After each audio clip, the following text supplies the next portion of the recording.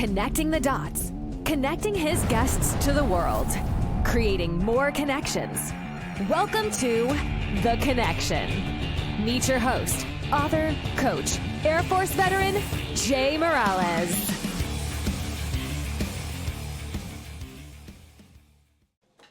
Moving up and down. Okay. All right. 3, 2, 1. Okay. So, Al, I have the privilege and the honor of interviewing you today. Thank you for having us in lovely Red Oak, Iowa. We're going to do a lot of talking today. I'm going to ask you a lot of questions, but I just want this to be a conversation between friends. Okay. And we don't have to be formal at all.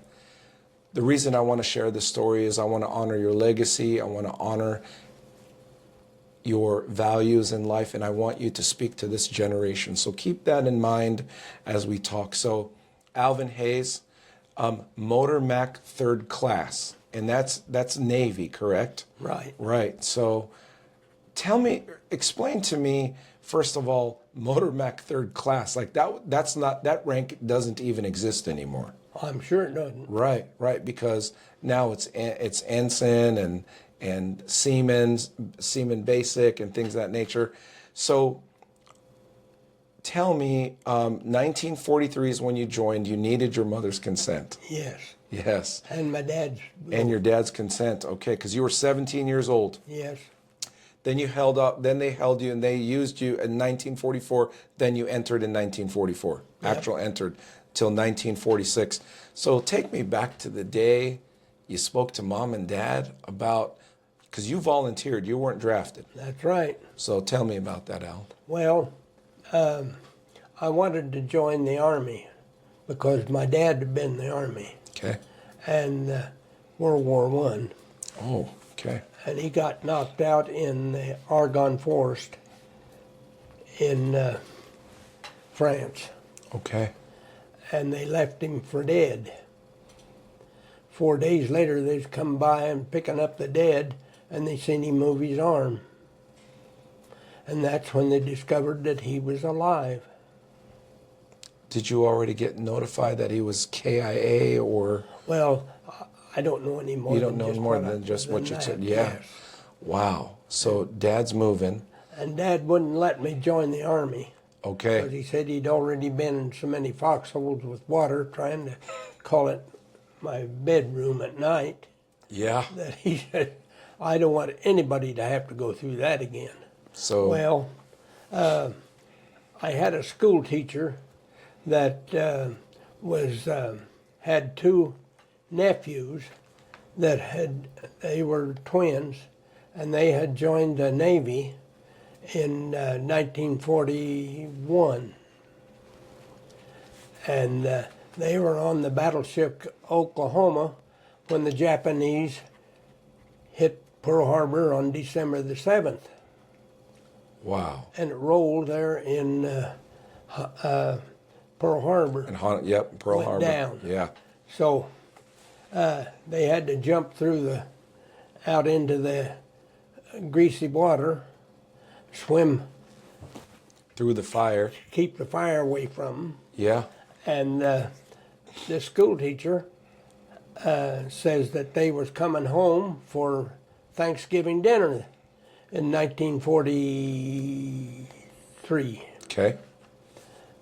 And would you like to go and talk to the boys? Would I? Yeah. And how old are you? You're 16, 17. That's 17, right? Yeah. Okay, they talked to you. What do you remember about the conversation? Well, for one thing is I had never met them before. Okay. And they were in their dress whites. Yeah. Oh, man, they looked, I never seen anybody look so great as they did. You know? In their And then dress whites. They started telling about what had happened to them in Pearl Harbor on December the 7th. Well, when I went home that night, from then on I start badgering my dad. You know, would it make a difference if would you let me join the Navy? I don't want to hear any more about it, he says. Wow. Well, and I asked him that up until Christmas. And finally, he says, after Christmas, I'll take you to Council Bluffs and see if they'll take you. So him and Mom took me to Council Bluffs, and I enlisted. Sure, they'd take me. Well, and so, and now that was in 43, see? Right. I wasn't out of school yet. You were just, you were 17. Yeah, I was a senior in high school. Yeah. And the middle of about February, I got a call, the letter that said, report to the place in Des Moines. And so they kind of decided that that would be what was going to take place. It was supposed to have been in May, see, or the last part of April. When was it like towards the middle of summer? But they called you in February. Were you done with school then at that time? Well, I already had enough credits to graduate. Okay. And they sent me to, from there, right on after I got in Des Moines, we stayed overnight. And from there they sent us to Great Lakes, Illinois. And started training. So you rode the train? From Des Moines to Chicago. Yeah. All day long. I can only imagine, because I've done enough interviews You that. just jump from one little town to the other. And Yes. picked up some more, Yeah. And Al, I've done enough interviews that I've been corrected about World War II that they said we didn't have no airports. Stood up all the way. What? Stood up Wow. on this train all the way. Wow. And when we got into Chicago, we had to get on that elevated and take us up north. It's about an hour Yes. from downtown or the railroad station. Yeah. And so we started training. Well, to me, as a farm boy and done a lot of heavy work, it was like a walk in the park. Because you're used to the work ethic. The You're city used to guys working are hard. killing them. The city guys. Well, I mean, Yes. they had done nothing more than a few calisthenics or Sure. high school basketball or something, And so that's when I found out that I weighed 130 pounds. When you joined at 17 years old. And you had to be able to lift twice your weight. 260 pounds. Wow. And be able to carry that mile on your back. 1 mile, double your weight on your back. What'd that look like? Damn tough to do. They couldn't do it, but Yeah. I could. Yeah. 'Cause I was used to ordinary work. Yeah. Ordinary work. He knows. Yeah. Well, anyway, I thought boot camp, we was there 6 weeks. 6 weeks in boot camp, okay. And the 2 mile run, well, that was just walk in the park too. And some of the others, it's totally exhausted. Yeah. It was amazing, that went so quick. Well, when I got my out of boot camp, why they give me 5 days off. Well, It took 1 day to get back to Red Oak. Yeah. Took another day to get back in. Yeah. So you So had I was 3 home days. 3 or 4 days is Yeah. it. Yeah. And so we laid around there in outgoing unit. You know what that is. Well, when you. OGU. Oh, okay. Yes. Yeah. Yes. Outgoing unit. Yes. So they divided us up. They took 24 out of 240. They sent us to Little Creek, Virginia on train. Okay. The other rest of the 240 went to the West Coast. Now, I don't know, never kept track of them after that, Sure. whether they went to the fleet or whether they took more training. Right. But we started to take training in Little Creek, Virginia. Yeah. And it was small boat training, like the Higgins boats, Yes. and that's the plywood boats with the steel ramp that lets down in front, Yes. and we started training on those. Okay. And I didn't know, I knew what a boat was, but that just about summed it up. Yeah, that was. You seen him. You seen him around. And so we got wet every day or two. I could swim a little bit, enough to save myself. I want to stop you there, Al. I want to ask you. So your job, though, was Scouts and Raiders. Is that correct? Scouts and Raiders, which we know evolved into Navy SEALs. Can you explain to what that meant? Will. You will. Okay. Yes, sir. I will wait for that. But that's how I got into it, was through the boat business. Boat business. Okay. And I was, I kind of knew how to change the battery in the motors. And Yes. after they get seawater, you know, that cable rots. Yes. Or it dissipates quite. Yes. Those, They erode away Copper. the copper. Yeah. yeah. And so you have to take them off and put them on. And I could do that because I'd done it on the farm on different things, you know. Oh yeah. I wasn't exactly dumb. When I You were could handy. change bolts and things. Yep. And so they made me an engineer that I could do that. Well, I met another young fella that was from Gulfport, Mississippi, Yeah. when I was in boot camp. And him and I started competing with one another. On a 2-mile run, we'd each one see who could be back Yeah. first. Yeah. And we just kept doing that. Yes. Well, he was on this same bunch that was sent to Virginia. And so we trained together. And we still did the calisthenics and did a lot of the water characteristics and around the boat. He'd lived on the Gulf, so he knew all about swimming and boats and what have you. Well, I learned from him, but we still competed. Every day absolutely. we competed. Yes. And Friendly competition, right? yes, well, it didn't always end up that way, I'm sure. because from the standpoint, after we got into the SEALs, I'll skip that till we get back to the SEALs, that we started out with little 4-cylinder gasoline engines in the boats, and they didn't have enough poop to put the ramp up on the beach every time, Oh yeah. especially with a load on them. Right.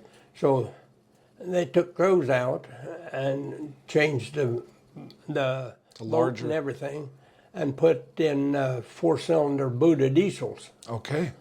They had a lot more, but not well, it could use more. Yeah. So getting back to our training area, it lasted about 6 weeks. And we enjoyed the boat work. It was kind of fun at times, and yet it wasn't. And I wasn't quite used to being in the boats, something like that, over the year, Right. until I got into the service. Well, all at once, they told us that your training is finished here. 4 o'clock, have your sea bags packed, and you'll be taken to the train. We had no idea where we were going. We couldn't find out anything. We found this out by, there was a couple of the young gals that worked for the military there in the Navy Yard in Norfolk, Virginia. Norfolk, Virginia. And they told us it was going to be a transfer, and if we would get onto this real quick, like we'd have a chance to go. If you want to leave this area, Well, of course, you don't know whether you do or you don't. So, but anyway, we got on the train at 4 o'clock and was headed out. And we woke up in the morning. We had no idea what direction. We know we couldn't go east. We did know that. Wow. The train couldn't go east. And woke up the next morning. We was in Jacksonville, Florida. Wow. Watering up the old steamer, see. Yeah. And, well, we thought, sure, now we'll get off here. Well, no, we didn't know there's any Navy bases in Jacksonville. Right. Well, so we stayed aboard, and see, we had a chief with us, and he stayed right with us, just hung to us like we were glued to him. And so along about the middle of the afternoon, or a little later than maybe 3 o'clock, why, the train stopped. And everybody rushes to the windows or the door and looks out, where are we at? Well, you couldn't see nothing but the brush in Florida.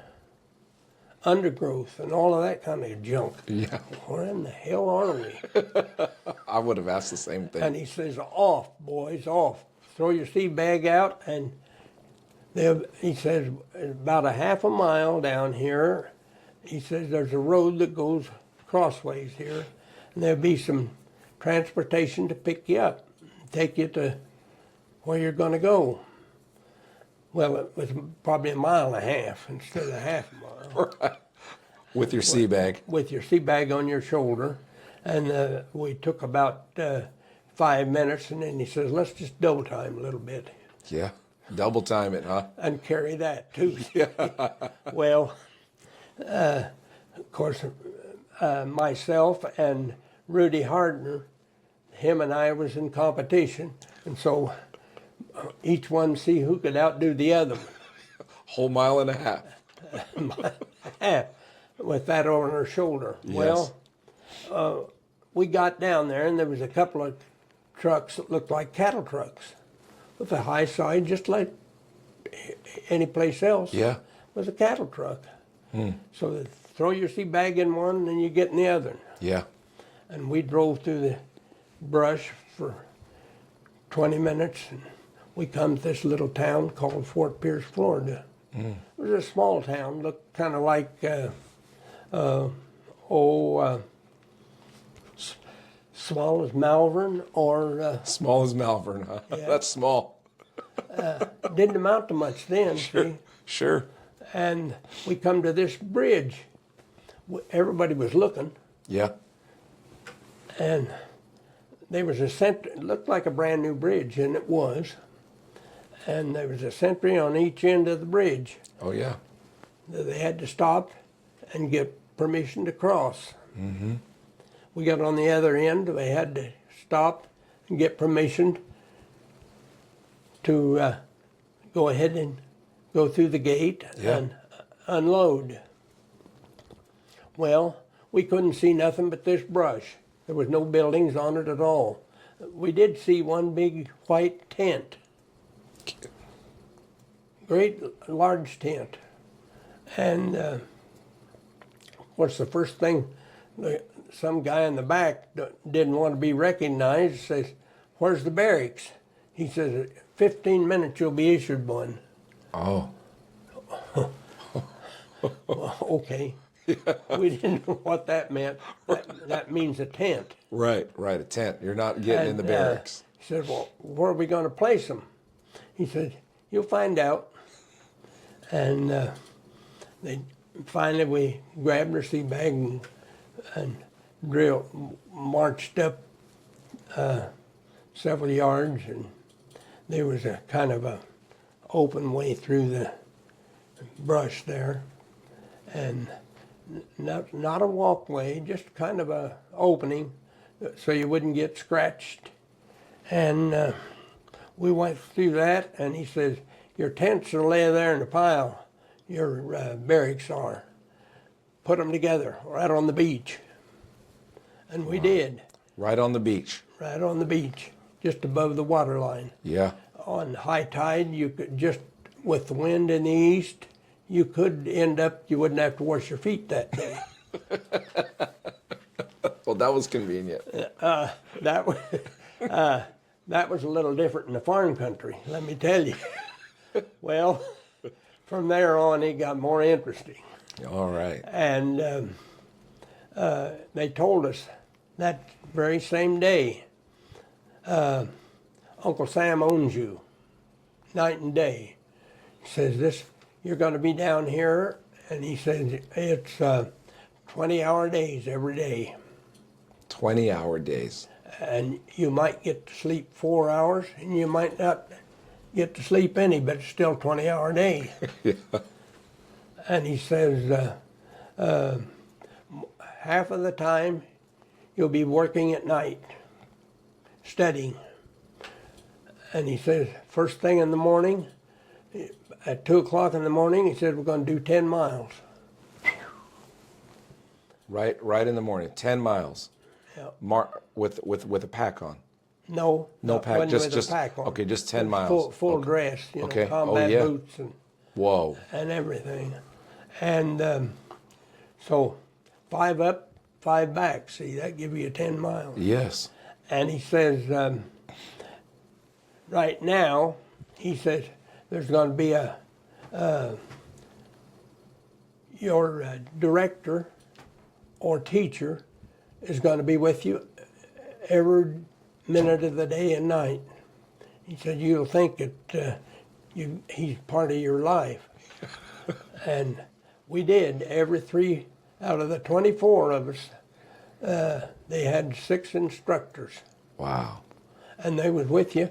If you went 10 miles, they went 10 miles. Okay. If you swim 100 yards, they swim 100 yards.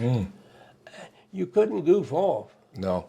Well, it got so that with that 10 miles, I'm one of those persons that galls in the crotch, Yeah. down the legs, Yes. Yes. especially if you got a little sand in, which you Yes. usually had. Right, and it would chafe. It'd start chafing, right? Understatement of the year. And sometimes when we get back from that 10 miles, why, my shoes would be full of blood. Because Water. it would bleed down. Blood would just run right down your clothes into your shoes. And some of the guys start yelping, Well, Rudy and I ended up first and back again. Yeah. And old chief says to you, he says, you guys look like you need some help. Go take a swim. To wash that off, but that's salt water. So that's what you did. Yeah. And now that's just 2 o'clock in the morning. That's 2 o'clock in the morning. That's not during the day. No, that's not during the day. That's in the morning. And you can't hardly see You anything. hardly see. We were up every night, most of the night, maybe 4 hours. Wow. We would back even though it was dark. And by the way, we were issued night glasses, Oh, okay. Yeah. night vision. Yes. And so that was one of the things. He kept us in shape with running, and we had classes in between. And this big white tent, it had everything you could imagine. That was the chow hall. That was the Commissary. commissary. That was, didn't make any difference what you wanted. That was it. How big was this tent? Was it as big as a football field, half a football field? Probably half. Half a football field, and it had everything in it. Yeah. Oh, gosh. How many people were in the area at that time, you think? Well, that was all the commissary, the pharmacy, everything was there. Wow. And we had lessons there too. Yes. And we had a place that was blocked off, and they showed an awful lot of shows by, for instance, you had to learn every plane that was made in the USA, Yeah. in Japan, and in Germany, Yeah. England. You had to be able to identify that in 1 second. From the ground. From the ground sometimes, Yeah, right? On these slides. Yes. See? And you got to where it was ships first, or one thing, probably planes first, then ships, Yes. and then patrol boats. Wow. And they started showing us then about what the SEALs was up to. Okay. So you got an idea what you were doing. Right. You thought you did. And of course, each one of us, they give you exactly 1 second on that slide, and they'd click again, see? Yeah. And you had to record that. You just had to write it down, and you No, have to you know didn't what- write it down. You put a dot on it. Oh, put a dot on. Okay. Okay. And what it was.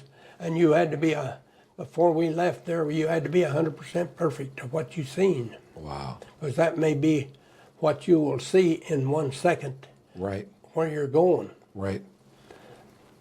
And so we studied the ocean, we studied the skies, we studied the wind. Everything you can possibly imagine, we studied. Right. And you got so good at it that you could almost tell the next one was coming up, what sort of a plane. Then after we got pretty good at that, why, I told him, I said, you know, I can swim, but to save myself, maybe. Yeah. Maybe. Yeah. And he says, good. He says, you'll be able to swim 100 yards to start with, football field to start with. I says, I think maybe you will. In the ocean. Yeah, Right in the ocean. Out yeah. and back. Oh, you got fresh water all the time there. You know? Yeah. Yeah.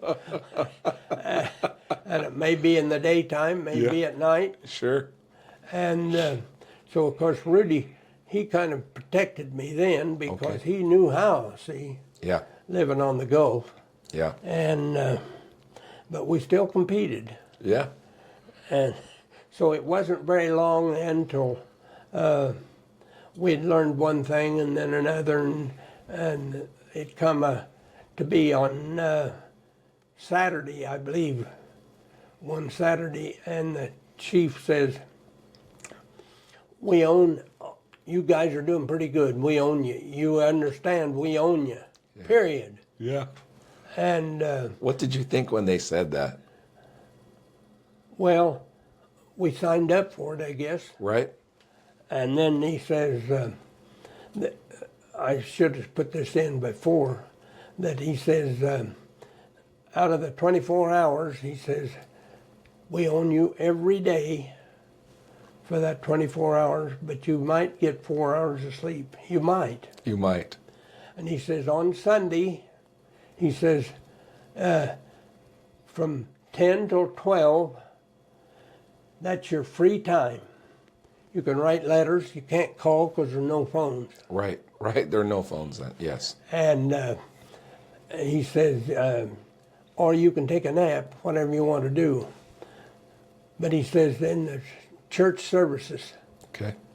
on Sunday from 10 till 12. Did you go to a church services? And he says, it's not required. Okay. But let me tell you, son, you better be there. Where you're going to need all the help you can get. Wow. Wow. So that answers my question. And he says, after he said that, said, it's not compulsory, but you kind of insist. He said, you'll find out. Mm-hmm. And so from that day on, every Sunday, we looked forward to Sunday. We could sit down and listen to something besides Besides your supervisor or the. trying to fill our heads full. See? Yeah. And we took memory lessons too. Okay. Completely memory lessons, everything. After they would teach us and tell us what different things were, you had to repeat it right back to him, just this quick. Wow. From you to him, That, word for word. wow. And you got good enough that you could do it. Word for word or nothing, right? Yeah. Word for word, exact, verbatim. You stayed with it till you got it. The next day'd be the same thing. Wow, I can imagine how much training you got. And it was absolutely out of this world. You can't imagine. Anybody that's never been through it don't really realize.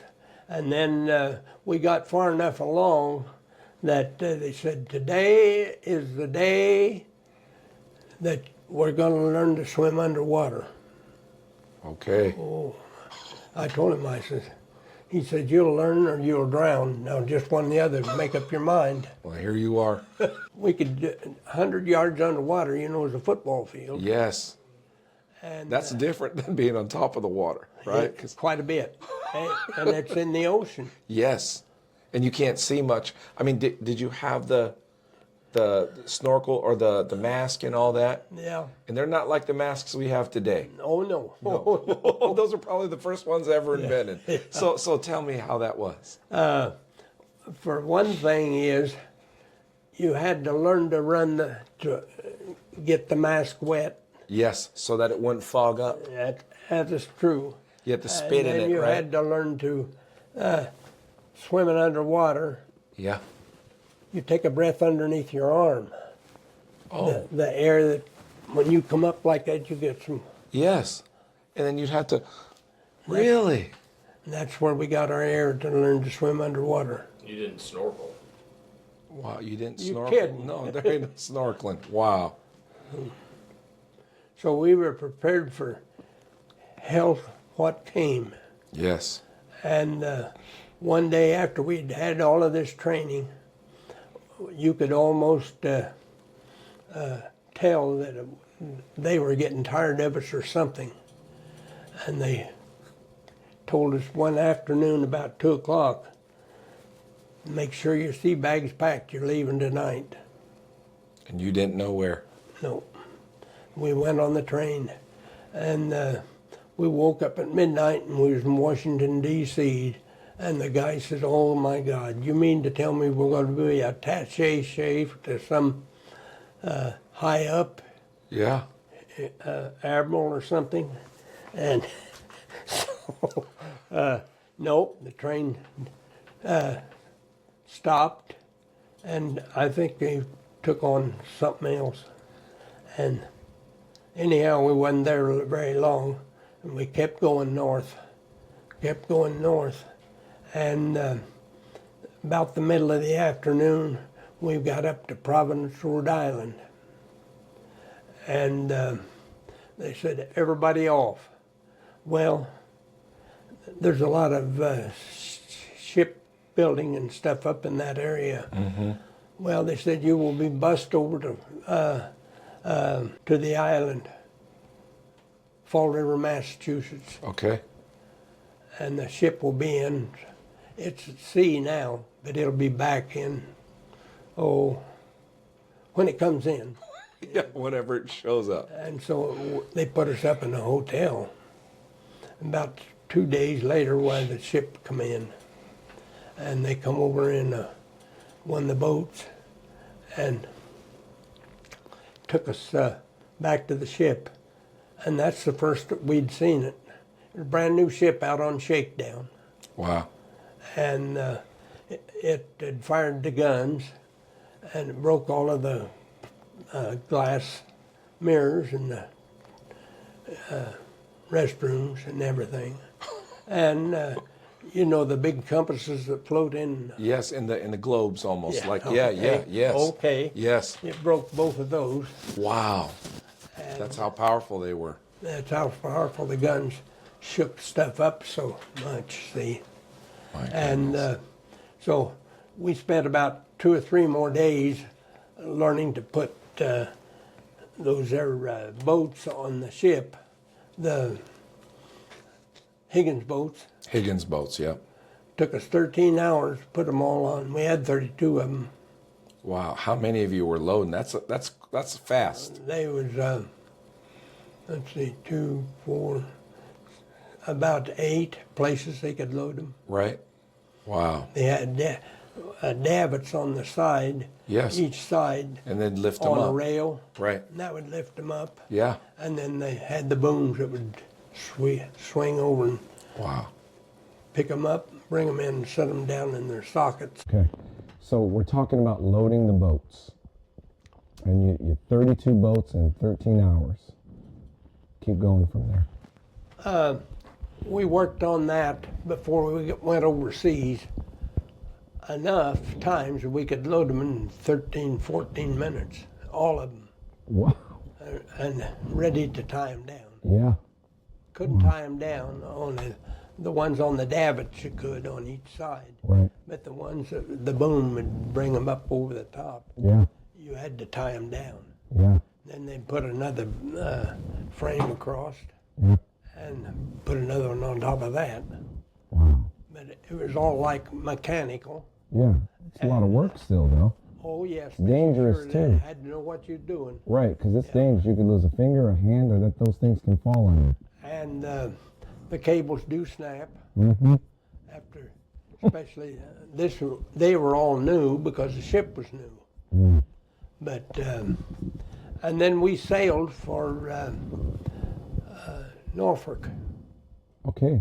To Norfolk, Virginia. Mm-hmm. Okay, because I'm excited to learn where you went here. So that's where we're at right now. You're on the boat. We stayed there about 3 to 4 days to a week, and they refitted everything that was broke. Worked day and night on it. It was originally the Atlantic colors, the ship was. Okay. You know, light blue at the top, white in the middle. Yep. The lower half was dark blue. Yep. One night we went to bed. The next morning we woke up, it was dark gray. The whole ship had been painted that night, Wow. dark gray. That's incredible. And you got to remember in Chesapeake Bay, there is submarines put up on submarine nets put up every day. Only from 8 o'clock to 8 o'clock is the submarine nets down that ships can go in and out of Chesapeake Bay. Wow. Otherwise, the German submarines would be in there. Yeah. And so the next day, we put all new boats on, brand new boats. They were 6-cylinder GM 760s. Okay. No longer the 4-cylinder little one that you're That's right. training on, right? And boy, they had the stuff. You could put her up on the sand so far you couldn't get back home. That's some horsepower. And so anyway, we pulled out of the Navy Yard and had to wait there till the submarine nets had been dropped, Yeah. so we could cross. And then we headed south. We knew we was going through the Panama Canal. Yeah. And the same thing there. The nets were up and down. Yes. You had to wait a certain time before you could. For the channel to fill up. So these were only places that you either studied or read about, right? Mm-hmm. All this is discovery. This is all new to you. Nobody knew No, I didn't know a thing about that. Yeah. Yeah. Till then? Yeah. Really? Yeah. They Not never even in told us. school? No. Wow. Oh yeah, they told us In school, right. But Then that was your first time to see it. First time to see it. Yeah, it's different, right? Like everyone's learned about it, but you've seen it firsthand. So keep going From there. And when our turn came up to go through the locks, we had to take off a certain amount of the Higgins boats Because of the weight. because it was too wide. Uh-huh. There's only about this much on each side. Golly. They got the mules, on Yes. each side. Yep.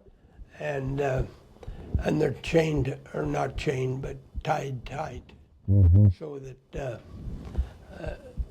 they just keep you about that far from each side. Mm-hmm. And we had 8 of the power boats, Mm-hmm. falling behind the ship. And every time she raised, Yeah. why then we could go into the next lock. To the next lock, yeah. And That took forever. took all day to get through the Panama Canal. Oh my God. You know. And then when we come out on the Pacific side, Yeah. why, it was the same thing. We had to wait till they lowered the submarine nets, put the boats back on, and then we were ready to sail. We went from there to Pearl, To Pearl Harbor. 14 days. Wow. So that's your first time on a ship that long without stepping foot off. What's going through your mind sharing all those bunks and living on a ship? And tell us what it's like. Explain to these people who are listening, what is being on a ship like in That was 1944. 1944. Yeah. Do you remember the name of the ship, or you don't remember? Oh, the name? yes. Oh, what's the name of the ship? USS Dolphin, AP-97. Wow, USS. P-A-U-P-H-I-N. What was the number at the end? 97. APA 97. Wow. APA means attack personnel assault, or assault personnel attack. Yes. Wow. So Okay. that kind of tells you something, even though, dumb as we were, trained in everything but to know what it was. I love your That's humor, Al. I love it.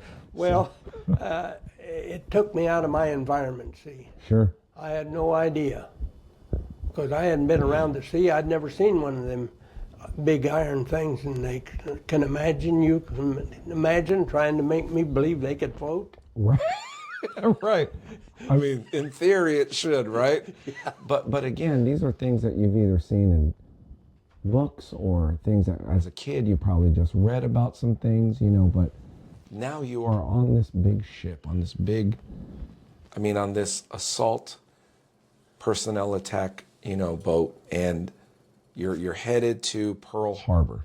Mm-hmm. Okay, tell me about that. The first 3 or 4 days out, the sea was just like smooth as glass, You're like, this is great. and it's boring as the dickens. Yeah. You get no roll at all. Yes, nothing, huh? Yeah. Yeah. And then the wind picks up, and you're starting to get some more movement of the ocean. Yeah. And so your time passes faster Okay. when you're in a little rougher water. Yeah. Were you seasick? No, never got seasick once. Really? Have you ever gotten like dizzy from motion sickness later on in life? Nothing? Good for you. No. Good for you. No. Okay, so no motion sickness. Where are we now? Are we at Finally got to Pearl Harbor. okay. And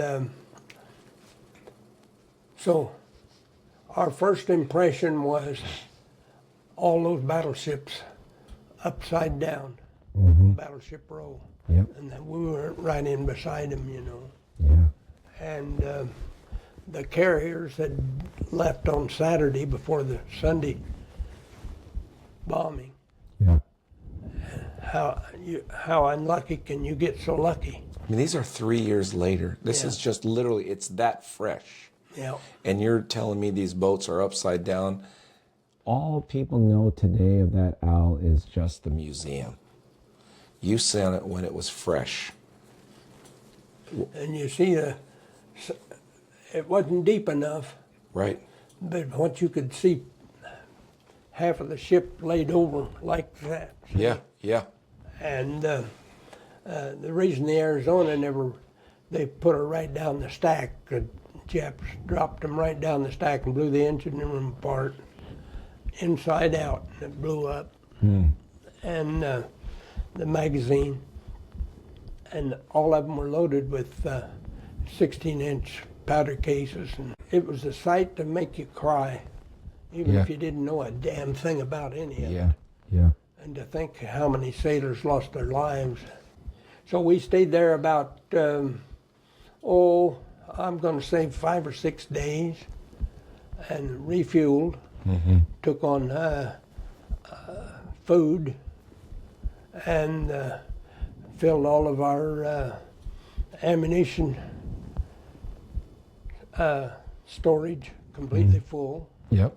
We had 3 5-inch guns, 5 38s, and we had about 10 dual quad mount 40 millimeters. 40 millimeters, you know, they come up in cans. All of this is coming from the bottom of the From ship. the hose. Cool. Yep.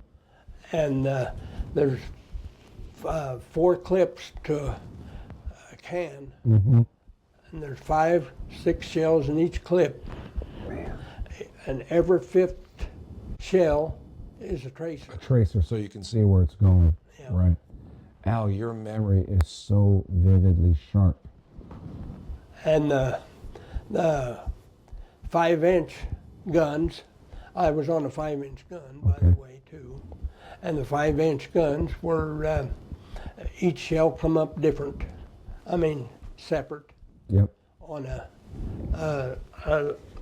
elevator.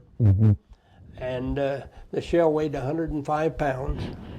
You had to pick them up. Put them in. And set them up on the fuse setter. And they would call you from the bridge and tell you how far to set the fuses on them. You turn the crank and that set the fuses. And so then the powder case weighed, it was about 40, maybe not 40 inches, but it was longer than 36. Solid brass. Yeah. And it weighed 56 pounds. So the reason why you set the fuse is you would charge it, it would shoot projectile, and then the fuse timed out To where, based on on what the bridge was telling you. And that was, they've had it figured out how far the kamikazes were out. Yes. 25,000 yards. Yes.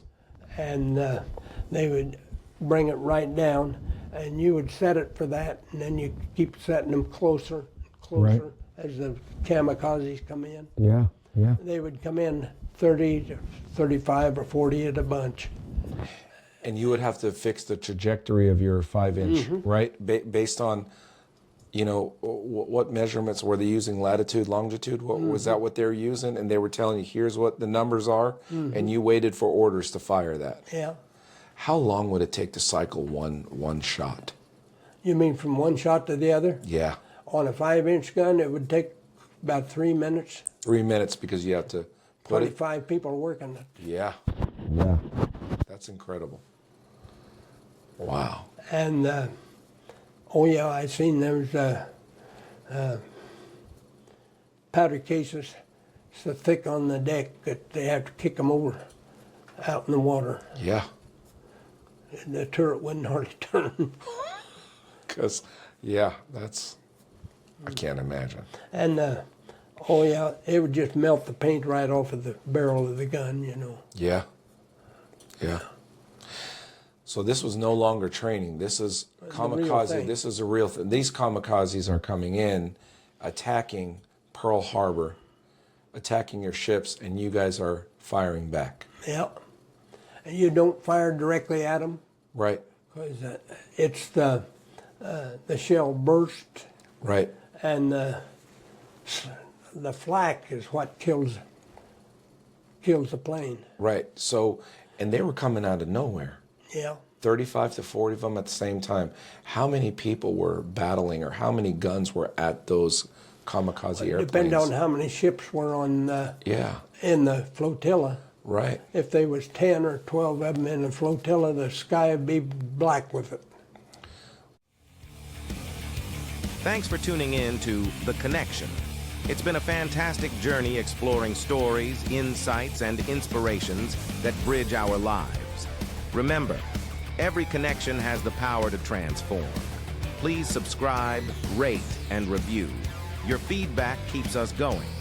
In this connected world, let's make meaningful connections that enrich lives. Now, signing off until next time, The Connection. Keep connecting and let's go.